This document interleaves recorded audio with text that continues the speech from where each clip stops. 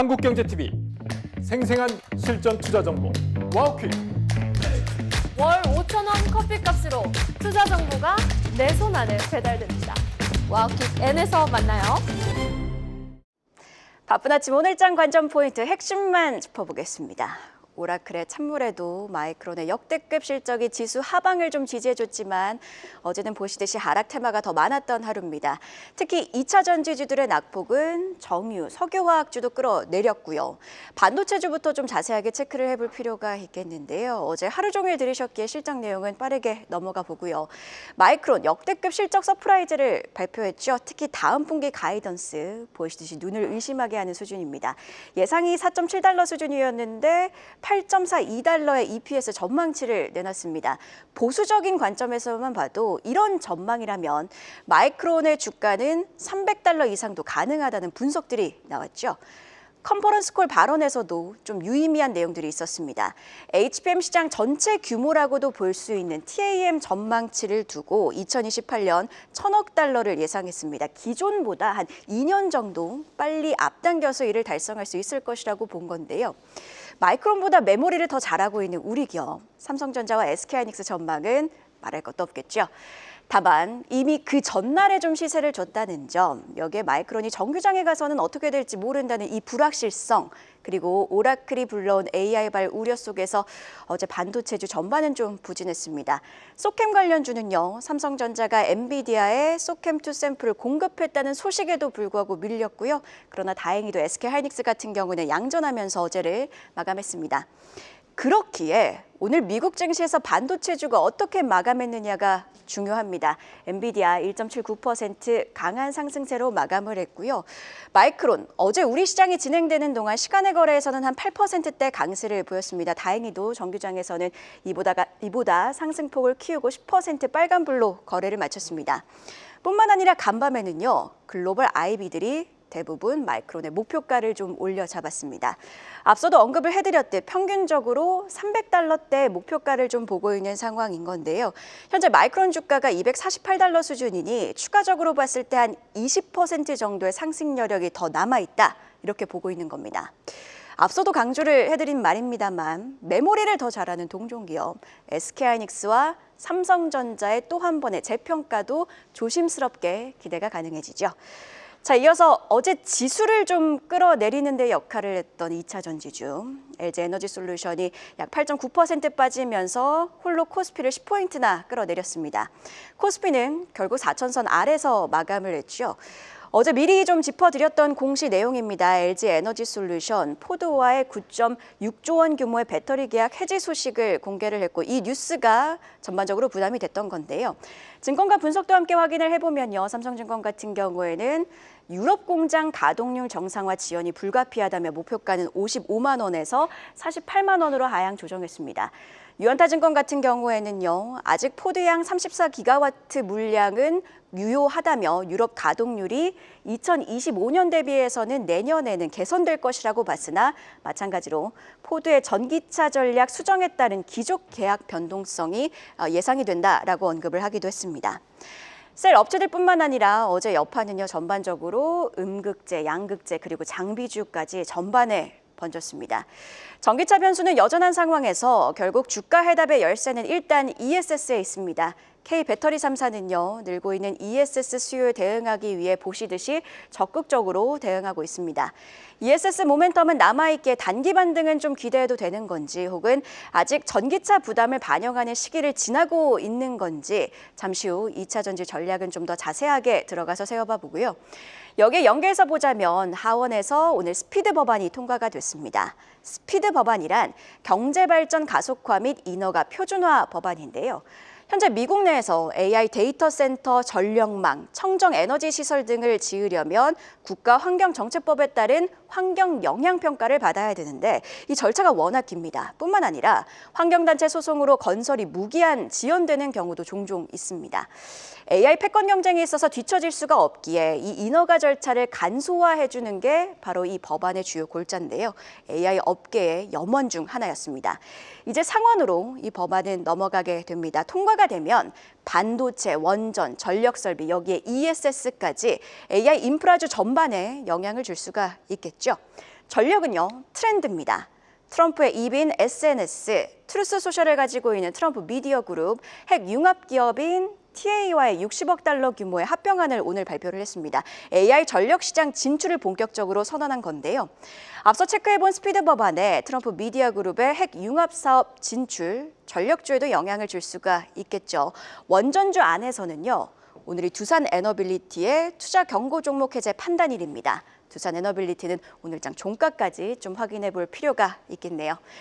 자, 본격 테마로 자리 잡은 스페이스X 내용도 더 한 발 들어가 보겠습니다. 어제는 이 뉴스가 수급을 좀 자극을 했죠. 미국 상원이 나사 국장 후보로 머스크 측근인 아이작먼을 인준했다는 내용인데 이미 미래에셋 벤처 투자는요, 이 뉴스가 나오기 전인 수요일 애프터마켓에서부터 좀 시세를 보여줬습니다. 다음 페이지 함께 확인해 보시면요, 스페이스X에 지분을 투자했기에 역대급 규모의 스페이스X IPO가 성공하게 되면 수천억 원 규모의 차익을 볼 거란 분석이 부각되기 시작하면서입니다. 어제 52주 신고가, 역대 최고가를 경신한 스페이스X 관련주 세 종목이 있는데 그 안에서도 보시듯이 두 종목이 창투사 관련주입니다. 전반이 강하지만 그 안에서도 공급사와 지분 투자 기업들이 돌아가면서 더 부각이 되고 있는 현재 상황이고요. 어제는 중기부의 벤처 4대 강국 도약 종합 발표 효과까지 지속이 되면서 창투사들이 특히 더 강했습니다. 간밤 미증시에서 우주항공주 특히 강했습니다. 특히 로켓랩은요, 미 우주군 관련 국가안보 핵심 발사에 성공했다는 소식 속에서 11%대 빨간불. 여기에 트럼프 미국 대통령 2028년 달 착륙에 2030년 달기지 건설을 명문화하는 행정명령에 서명을 했습니다. 이 뉴스 흐름까지 더해서 오늘장 관련주들 흐름 따라가 보고요. 어제 반도체주가 좀 쉬어가니 바이오주가 부각이 됐습니다. 바이오 세부 테마 안에서도요, CDMO 관련주들은 미국 상원이 생물보안법이 포함된 국방수권법 예산안을 통과시켰다는 내용을 소화했고요. 오가노이드와 관련해서는 여당이 동물실험 대체 전환 법제화에 시동을 걸었다는 내용이 좀 부각이 됐습니다. 주가 반응 함께 확인해 보시면 CDMO주 안에서는 선별적인 움직임이 나타났지만 오가노이드 관련주들은 종목들이 좀 가볍다 보니 급등하는 양상을 보였습니다. 미국 바이오주도 함께 연결을 해서 봐야겠죠. AI와 바이오의 시소게임. 오늘은 이 시소게임 속에서 미국 바이오주들 상대적으로 부진했습니다. 경구용 비만 치료제가 체중 감량 유지 효과를 보였다고 밝힌 일라일릴리는 보시듯이 올랐지만 대부분의 종목들은 좀 밀리면서 마감을 했는데요. 오늘 우리 시장도 비슷한 흐름이 연출될 가능성은 염두에 두셔야겠습니다. 마지막으로 팩터로 지수 분위기까지 함께 확인을 해보겠습니다. 미국의 11월 CPI 예상을 밑돌았습니다. 물론 세부 항목인 임대료를 두고 의구심도 좀 커지고 있는 상황이나 일단 시장은요, 11월 CPI가 예상을 밑돈 그 사실 자체에 좀 안도를 하고 있고요. 마이크론의 정규장 반응도 긍정적이었다 보니 6시 마감한 야간 선물은 1.53% 상승으로 마감을 했습니다. 우리 시장 상승 출발 가능성이 높은 상황이고요. 원달러 환율 같은 경우에는 CPI를 소화하면서 야간장에서 1,473원대로 내려왔습니다. 오늘은요, 일본은행의 금리 결정까지 소화하면서 움직이게 될 텐데 환율 함께 계속해서 주시해 보시죠. 네, 오늘도 시장은 뉴스에 귀를 기울이고 있습니다. 시장을 움직이고 있는 뉴스들 자세하게 분석까지 함께 확인해 보도록 할 텐데요. 오늘은 반종민 프레스티지 경영전략연구소 소장과 함께합니다. 어서 오세요. 네, 한 주의 마지막 거래일 금요일에 항상 뵙고 있는데 금요일에는 항상 이벤트가 많은 것 같습니다. 오늘 같은 경우에는 여러 이벤트, 특히 일본은행의 금리 이슈까지 소화하게 될 텐데 간밤에 소화했던 물가지표부터 좀 여쭤보도록 하겠습니다. 미국의 11월 CPI가 드디어 나왔습니다. 수치만 보면 긍정적이죠. 지금 실제 같은 경우에는 2.7%, 전년 대비 2.7%로 집계가 되면서 예상치를 큰 폭으로 밑돌았습니다.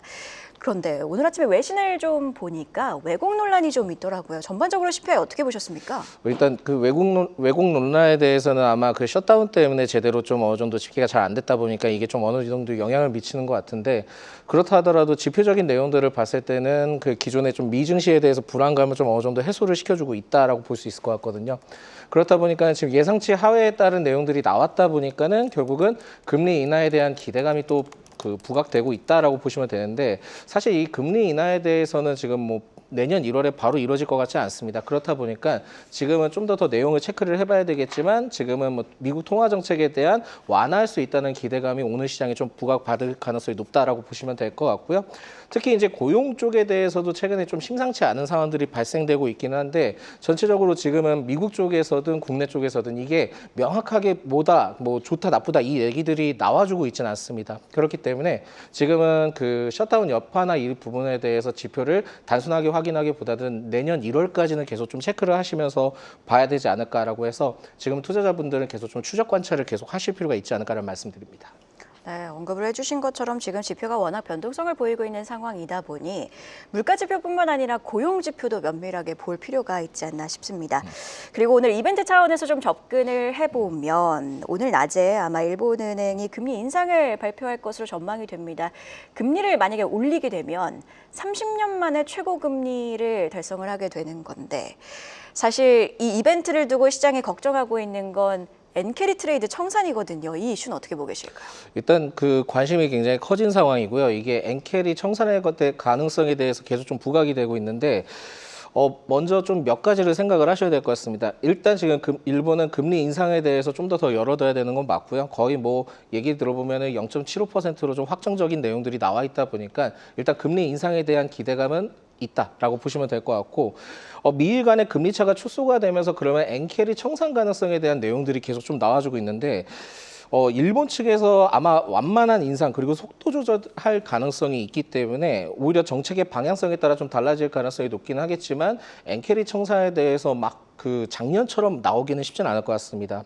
그래서 그때 당시 때 작년 당시를 좀 생각을 하셔야 되는데 그때 당시 때는 엔캐리 청산과 더불어 그 3회 복지까지 같이 좀 부각이 됐다 보니까 듀얼 쇼크가 한 번에 터지면서 그때 크게 좀 출렁이었거든요. 근데 지금 미국에 대해서 실업률을 봤을 때도 그때랑 좀 비슷한 기조가 아니냐라는 내용들이 나왔기는 했지만 그때 당시 때 일본의 그 외환 선물한 그 엔화 쪽에 대해서 선물한 좀 포지션을 살펴봤을 때 그때 당시 때는 순 매도 포지션 그러니까 숏 포지션이었다가 일부 그 숏 포지션을 청산을 하면서 그 나중에 롱 포지션으로 전환이 됐습니다. 그 이후로부터 지금은 롱 포지션에 대해서 계속 좀 유지를 하고 있고 비록 좀 줄어들긴 했지만 그때 상황과는 지금 좀 연출이 다르다 보니까 엔캐리 자체에 대해 청산에 대해서 막 급하게 나오거나 그러진 않을 것 같고요. 점진적으로 조금씩 나올 가능성이 높다라고 보시면 될 것 같습니다. 그래서 오늘 지금 일본 그 BOJ에 대해서는 결국 코멘트가 좀 중요한 상황인데 이게 총재에 대해서 뭐 총재가 만약에 공격적인 인상을 단행을 하겠다라고 한다면은 이게 그 굉장히 좀 휘청거릴 가능성이 높거든요. 그래서 여기에 대한 코멘트를 반드시 좀 체크를 해보셔야 될 것 같고요. 만약에 이제 공격적인 의견만 아니다 하면은 일단은 지금 미국 경제 지표에 따른 분위기를 계속해서 추적 관찰하실 필요는 있을 것 같고 국내 환율에 대해서도 뭐 미국에 대한 그러니까 일본의 금리 인상을 하게 된다 한다면 일부 지금 환율에 대해서 조금은 낮아질 가능성이 있다라는 내용들이 있긴 합니다. 그렇지만은 지금 국내 그 환율의 경우에는 좀 여러 변수들이나 여러 가지 좀 상황들이 연출이 되고 있기 때문에 설령 좀 소폭 축소가 된다 하더라도 다시 또 올라갈 가능성도 있다라고 생각하시면 좋을 것 같습니다. 그래서 지금은 그 일본에 대해서 그 총재가 어떤 발언을 하는지 이 부분에 대한 코멘트를 좀 반드시 체크를 하시고 지금은 미국 경제 지표 위주로 계속 좀 체크를 하시면서 추적을 해보시는 게 좋다라는 말씀드립니다. 그러니까 좀 정리를 해보면 이미 금리를 올릴 것으로 알고 있었기 때문에 큰 타격은 없을 것이다 이런 맥락이신 것 같고 또 BOJ 총재의 발언이 아마 오후 3시쯤에 있을 것으로 보입니다. 이 3시 혹은 3시 반을 기점으로 계속해서 지켜보도록 하고요. 만약에 일본은행 총재가 강한 발언을 내놓는다면 어떤 시장부터 먼저 흔들릴까요? 아무래도 비트코인이 가장 취약할까요? 그쪽도 취약할 거고 그 작년에 대한 또 분위기 기조가 또 일어날 가능성이 높다 보니까 휘청휘청 될 가능성이 있는데 지금은 어느 순서부터 뭐가 부각될지는 모를 것 같습니다. 네, 계속해서 발언을 좀 지켜볼 필요가 있겠습니다. 이번에는 섹터로 한번 들어가 보도록 하겠습니다. 지금 코스피를 보면 4천선 공방이 계속되고 있는 것 같습니다. 코스피에 좀 부담이 됐던 섹터가 바로 어제는 2차 전지, 특히 LG 에너지 솔루션 관련해서는 포드발 공급 계약 해지 소식이 들려오면서 2차 전지주 전반이 좀 부진했던 모습이었는데요. 배터리셀 3사 업체의 좀 주가를 함께 봐야 될 것 같습니다. 물론 종목들 오르기는 했어요. 연초 대비. 예를 들어 LG 에너지 솔루션 같은 경우에는 연초에는 34만 원 하던 게 지금은 37만 원까지 올라왔으니까 한 6% 오른 건 사실이지만 사실 코스피가 연초 대비 한 66% 올랐을 때 6%밖에 오르지 못했다. 이건 시장에서 좀 소외가 됐다 이런 말이 아닌가 싶은데 포드향 악재가 나온 상황 속에서 계속해서 주목을 해봐도 되는 건지 아니면 아직은 전기차 시장이 좀 불안하니까 좀 속도 조절을 해야 되는 건지 어떻게 보고 계세요? 일단 이전에도 계속 말씀드렸지만은 2차 전지를 투자할 때 공격적으로 하기보다는 결국 좀 시간을 두셔야 될 것 같거든요. 그래서 저는 2차 전지에 대한 좀 의견들을 좀 여러 가지 풀어드릴 수는 있긴 하겠지만 먼저 생각을 하셔야 될 거는 증시가 이렇게 좀 변동성이 심할 때는요. 결국은 이제 시간과 돈을 가지고 투자를 하셔야 됩니다. 기회 비용을 따져야 된다는 거고요. 예, 그렇습니다. 그래서 아예 이걸 여기에 대해서 장기 투자를 한다라는 마인드를 좀 갖는다 하면은 시간을 좀 더 길게 두고 분할 관점으로 좀 접근을 하게 된다 한다면 변화가 있기만 하면은 굉장히 좀 좋을 가능성이 높거든요. 그래서 이 점을 좀 먼저 생각을 하셔야 될 것 같다라는 말씀드리겠고요. 전이 좀 하락을 했던 이유를 봤을 때는 일단 그 EU에서 35년 내연차 전면 금지 완화에 대한 방향성을 좀 어느 정도 얘기가 나왔다 보니까 이게 영향을 미쳤고 심지어는 포드와 LG 엔솔 관련된 계약 해지로 인해서 전기차 수요도나 재부각이 또 됐다 보니까 동시에 이 부분들이 같이 반영됐다라고 보시면 될 것 같습니다. 그래서 지금은 그 LG 엔솔의 경우에도 그 폴란드 공장의 낮은 가동률을 해결하기 위해서 필사적으로 좀 진행이 됐는데 이 부분이 좀 어느 정도 그 부러졌다 보니까 결국은 좀 리스크적인 부분들이 발생됐다라고 보시면 될 것 같고요. 2027년부터 6년까지 발생했던 연평균 한 1조 6천억 정도의 매출이 좀 증가를 했다는 우려감이 굉장히 좀 시장에 반영됐다고 보시면 될 것 같습니다. 그만큼 지금은 2차 전지에 대해서 동향을 파악을 해볼 때 LG 에너지 솔루션 위주에 대해서 실적에 대한 분위기를 계속 좀 체크를 해봐야 되거든요. 그만큼 LG 에너지 솔루션의 실제 수주가 굉장히 좀 많다 보니까 여기에 대해서 실적의 변화에 따라 분위기가 굉장히 좀 전환될 수 있기 때문에 지금은 이 내용들을 봤을 때는 좀 우려에 대한 목소리가 좀 더 크다라고 보시면 될 것 같습니다. 그렇지만은 EU에 대해서 지금 내용을 살펴봤을 때 아예 전기차 안에 이런 내용들은 아니거든요. 그래서 다 내연차로 돌리거나 그러진 않습니다. 그렇다 보니까 완화에 대한 내용이기 때문에 추후에 이게 속도 조절이 계속 좀 될 가능성이 높다라고 보시면 될 것 같고요.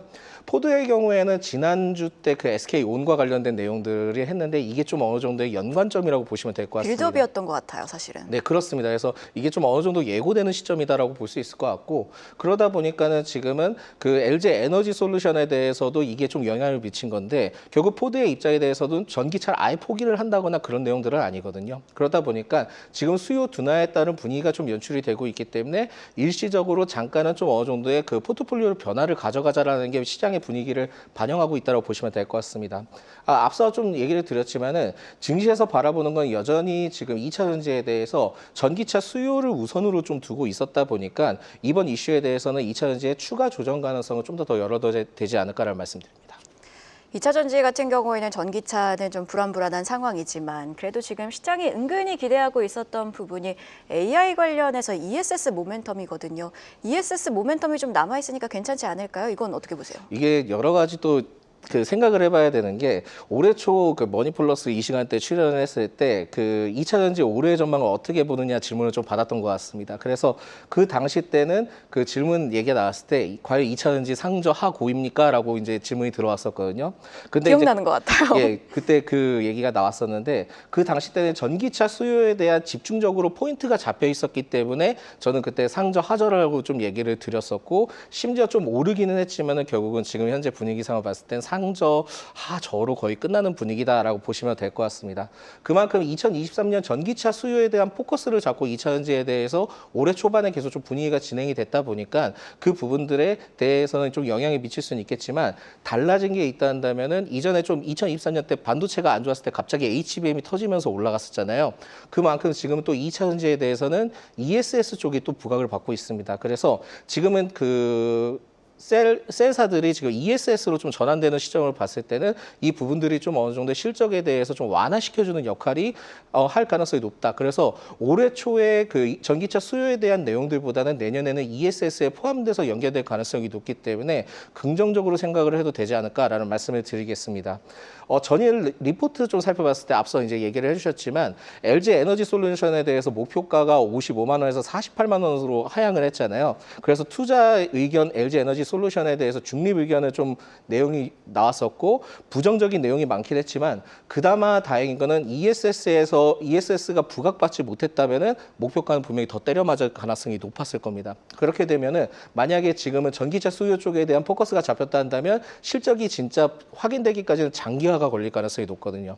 그렇지만은 ESS의 포인트가 어느 정도의 좀 이 부분들을 완화시켜줄 가능성이 높기 때문에 이 부분에 대해서는 긍정적으로 생각을 해보시면 될 것 같습니다. 그래서 지금 현재 시점을 LG 에너지 솔루션 기준으로 다시 좀 체크를 해봐야 되는 상황이고요. 올해 그 2분기 때 당시 때 실적에 대해서 굉장히 좀 분위기가 다시 좀 전환이 됐던 상황들이 있는데 4분기 때 쉽지는 않을 것 같고요. 이게 좀 내년 또 1, 2분기를 또 봐야 되는 상황이 되다 보니까 지금의 LG 에너지 솔루션 중심으로 내년 분기 시점을 계속 좀 체크를 해보시고 만약에 여기에 대해서 분위기가 또 전환이 된다 한다면 그때 내년 정도 때 또 분위기가 또 탄력적으로 연결될 가능성이 높기 때문에 지금은 2차전지에 대해서는 시간을 두고 기다리되 지금 셀사 위주로만 좀 체크를 하시면서 접근을 해보시면 좋지 않을까라는 말씀드립니다.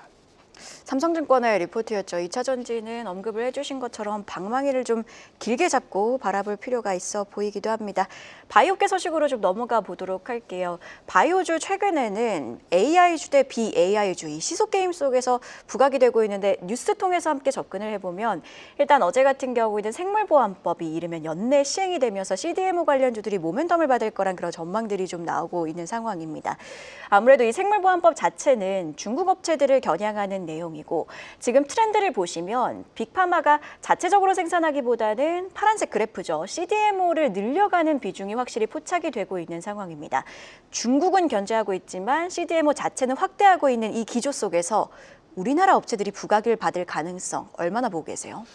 뭐 전체적으로 다 부각받기는 쉽지는 않겠지만 그렇다 하더라도 수혜 가능성은 충분히 있다라고 보고 있기 때문에 이 기점을 바라봤을 때는 국내 그 바이오 CDMO 기업들의 경우에는 계속 좀 주목을 해보실 필요가 있다라는 말씀을 드리겠고요. 이 외에도 여러 가지 좀 모멘텀이 있습니다. 그래서 이 점을 좀 설명을 드리는데 먼저 얘기를 드려야 될 게 뭐냐면은 상원 의견 표결을 좀 앞두고 있고 심지어는 그 국방수권법이라고 해서 예산안을 좀 통과를 시켰다 보니까 그렇게 된다 한다면은 민주당이나 공화당 양당의 행정부와 관계없이 최우선 순위로 통과된 법이 될 수 있습니다. 그렇다면 연내 시행 가능성에 대한 내용들이 나올 수 있기 때문에 이 분위기가 계속 좀 연출이 될 것 같고요. 통과가 된다 한다면 미국의 자국 기업이 중국 바이오 기업의 거래를 금지하는 법을 통과시킨 것은 이번에 처음이다 보니 이 분위기가 연출이 될 수 있고 다만 지금 유예 기간이 좀 있긴 합니다. 그래서 32년 1월까지는 유예 기간을 좀 앞두고 있다 보니까 여기에 대해서 중국 기업들과 거래를 좀 어느 정도 중단을 해야 되는 시점을 봤을 때는 우리나라의 좀 수혜를 받을 가능성도 있다라고 보시면 될 것 같습니다. 그만큼 이제 앞서 그 미국에 대해서 CDMO 기업들에 대한 그 79%가 중국 CDMO 업체에 좀 의존을 하고 있다 보니까 여기에 대한 일부만 좀 어느 정도 가져오게 된다 하더라도 국내 바이오 업체들의 경우에는 수혜를 볼 가능성이 높다라고 보시면 될 것 같기 때문에 이 점에 대해서는 긍정적으로 볼 수 있는데 문제는 아까도 말씀드렸지만 유예 기간이 일단 있다라는 시점을 보셔야 되고 또 중국 기업들이 어떻게 이제 진행을 하느냐에 따라 또 분위기가 달라질 수 있습니다. 그리고 CDMO 1위 기업이 스위스 론자다 보니까 그쪽에 대한 먼저 이제 수혜를 더 많이 가능성이 높고 그리고 인도의 뭐 싱진 그리고 바이오콘 그 피라말 파마드의 저가로 단위로 좀 진입을 할 가능성이 있는 기업들이 있기 때문에 이 점에 대해서도 좀 살펴보셔야 될 것 같습니다. 그렇지만은 전체적으로 수혜 가능성이 더 높다 보니까 모멘텀은 유효하다라고 보시면 될 것 같고요. 그리고 또 이제 바이오 쪽에 대해서는 지금 금리 인하에 대한 기대감이 뭐 최근에 뭐 좀 둔화됐다라고 얘기를 하지만은 이게 5월 기점으로 또 분위기가 미국 쪽에서 달라질 가능성이 높다 보니까 지금 금리 인하에 대한 기조가 좀 더 유지될 가능성이 높기 때문에 바이오 쪽에 대한 관심도는 좀 주목을 하셔야 될 것 같고요. 내년 1월 그 12일부터 JP 모건 헬스케어 컨퍼런스가 진행이 되니까 계속 꾸준히 관심을 가질 필요는 있을 것 같습니다. 그러면 현 시점에서 CDMO 관련주는 어떤 종목 보고 계세요? 일단 삼성바이오로직스 먼저 설명을 드리는데요. 일단 5공장 가동 시작 그리고 현지 생산 신설 확보 검토 그리고 M&A 검토 중이기 때문에 수혜 가능성은 충분히 있다라고 볼 수 있을 것 같고요. 그리고 또한 그 인적 분할을 좀 시작을 하면서 진행을 하면서 CDMO 쪽에 대한 재평가가 이루어질 가능성이 높습니다. 그래서 삼성바이오로직스의 경우에는 지금은 좀 신규 접근으로 충분히 가능하다고 볼 수 있을 것 같고 셀트리온의 경우에는 경우에는 일라이 릴리 생산 공장을 인수를 했던 내용들이 있었는데 이게 원래는 이제 관세 때문에 인수를 했다가 지금은 어떻게 보면은 잘 맞아 떨어졌다라고 볼 수 있을 것 같습니다. 그래서 사업의 성장성에 대한 이런 부분들을 봤을 때는 셀트리온도 주목을 할 수 있는데 다만 주가가 잘 움직이지는 않죠. 예, 빠르게 움직이지 않다 보니까 이 부분에 대해서는 좀 중장기 관점으로 보셔야 되는데요. 이게 이유가 좀 여러 가지 있는 것 같습니다. 그러니까 실적의 기대치가 생각보다 못했던 분기가 3분기였고요. 또한 그 합병 후의 처리 방법 등에 대한 내용들이 확실하게 좀 마무리가 되지 않았던 상황들이었어요. 그러다 보니까 그 증권가에서 컨센서스에 대해 예측을 하는 그 포인트들이 많이 없었습니다. 그만큼 합병에 대해서 재무적인 구조에 대한 명확하게 이제 확인이 되지 않았다 보니까 이게 좀 딜레이 되는 상황이었는데 이제부터는 이제 컨센과 관련된 내용들이 나올 수 있다라고 보시면 될 것 같고 그 일라이 릴리 공장 인수 지출도 봐야 되는 상황이다 보니까 여기에 대한 실적에 대한 반영도 보셔야 될 것 같고요. 대차 거래 잔고가 많다는 등의 여러 가지 요인들이 있었기 때문에 그 셀트리온이 주가 탄력도가 상당히 그 좀 저조한 부분들이 있었다라고 보시면 될 것 같습니다. 그렇지만은 합병과 관련된 부분들도 좀 어느 정도 좀 진행이 됐고 재무적인 부분들과 컨센 그리고 여러 가지 내용들의 측면을 봤을 때는 셀트리온은 이제는 좀 해소 시점이 됐다라고 볼 수 있기 때문에 중장기적 관점으로 좀 길게 잡고 접근해 보시면 좋을 것 같습니다. 마지막으로 이제 ST팜이라는 기업이 있는데 이 기업은 올리고 그러니까 RNA 치료제 원료와 같은 고난도 합성 분야에 대해서 전 세계에서 굉장히 좀 우위에 있습니다. 그렇다 보니까 만약 이제 중소형 중심 인도가 치고 들어온다 하더라도 기술력에 대한 우위가 있기 때문에 인도 쪽에서 치고 들어오기 어려운 영역이다라고 좀 판단할 수 있거든요. 그렇기 때문에 오히려 지금은 ST팜에 대해서 관심을 좀 가질 필요는 있을 것 같고요. 올리고 핵산 치료제 원료 수주 잔고도 늘고 있고 매출도 증가를 하고 있기 때문에 ST팜도 같이 좀 체크를 해보자라는 말씀드립니다. 네, 이렇게 전반적으로 CDMO 관련주 내용 함께 확인을 해봤습니다. 최근에 시장을 보면 굳건하게 이제는 하나의 테마, 하나의 섹터로 자리를 잡고 있는 게 바로 스페이스X와 관련된 내용들일 것 같습니다. 어제 무려 스페이스X 관련주 안에서 3개 종목이 사상 최고 혹은 52주 신고가를 경신했고 또 창투자 관련주들도 활발하게 움직였어요. 공통점을 좀 찾아보면 지금 미래에셋 벤처 투자, 아주 IB 투자 이 두 종목이 이 교집합 안에 있는 내용들인데 창투자 관련해서는 벤처 강국을 만들겠다는 중기부의 계획이 좀 부각이 되면서 올랐던 그런 상황입니다. 그리고 또 새벽에 이 스페이스X 관련주의 또 다른 모멘텀이 되어줄 수 있는 소식이 들려왔거든요. 트럼프 미국 대통령의 행정명령에 서명을 했는데 행정명령 안에는 어떤 내용들이 좀 담겨 있는가? 2028년에는 달 착륙을 또 2030년에는 달에 기지를 건설하겠다는 내용이 주요된 내용이고요. 뿐만 아니라 우주 원자력 발전까지 개발을 하겠다. 이 내용들을 좀 명문화한 상황입니다. 확실히 우주는 이제는 상상의 영역이 아니라 정말 곧 있으면 우주로 가는 그런 내용들이 헤드라인으로 계속 쏟아질 것 같아요. 전반적으로 이 스페이스X 테마 많이 오르긴 했습니다만 어떻게 보고 계실까요? 일단 그 우주는 저는 못 갈 것 같은데요. 일단 제 우주 쪽에 대한 내용들이 계속 좀 진행이 되고 있고 심지어는 이 분위기가 좀 부각을 받고 있는 상황에서 매출적이나 수치적인 내용들만 좀 어느 정도 받쳐주게 된다 한다면은 국내 우주 관련된 종목들의 경우에도 탄력도가 있을 수 있겠는데 실제 이게 실적과 어느 정도 연관성이 있을지는 아직 국내에 대해서 확인 바가 없기 때문에 이 점에 대해서 좀 먼저 말씀드리겠고요. 일단 스페이스X 상장과 관련된 이 내용들이 굉장히 좀 중요합니다. 그래서 미래 에셋 벤처 투자가 굉장히 좀 주가가 크게 부각받고 있는 시점인데 미래 에셋 그룹과 공동으로 투자를 했던 이력들에 대해서는 내용들이 굉장히 좀 많이 나왔다 보니까 이 점을 좀 참고로 하셔야 될 것 같고 2022년과 2023년 당시 스페이스X에 대해서 총 약 한 2억 7,800만 달러 정도의 투자를 좀 진행을 했다라고 좀 보시면 될 것 같습니다. 그렇다 보니까 당시 때 스페이스X에 대한 기업 가치를 좀 살펴봤을 때 약 1,000억 원에서 2,000억 달러, 1,000억에서 2,000억 달러 수준이었거든요.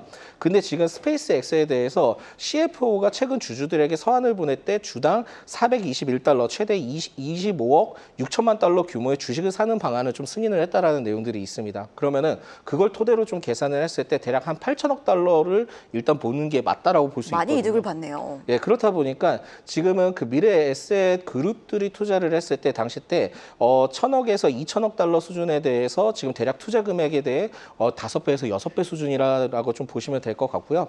심지어 그 블룸버그에 대해서 내년 외신에 대해서 내년 대략 가치에 대한 최대 1조 5천억 달러의 가치 상장 전망을 좀 예측을 하고 있다 합니다. 그렇게 되면은 지금은 여기에 대한 10배로 좀 추정을 할 수 있기 때문에 그렇게 된다면은 지금은 미래 에셋 관련된 투자했던 그룹들은 굉장히 좀 호재다라고 보시면 될 것 같고, 이게 만약 설령 이제 5배, 6배만 된다 하더라도 대박인 상황들은 막다 보니까 이 점을 봤을 때는 미래에셋 벤처 투자가 상장이 되어 있다 보니 굉장히 좀 수혜를 받을 가능성이 높다라고 보시면 될 것 같습니다.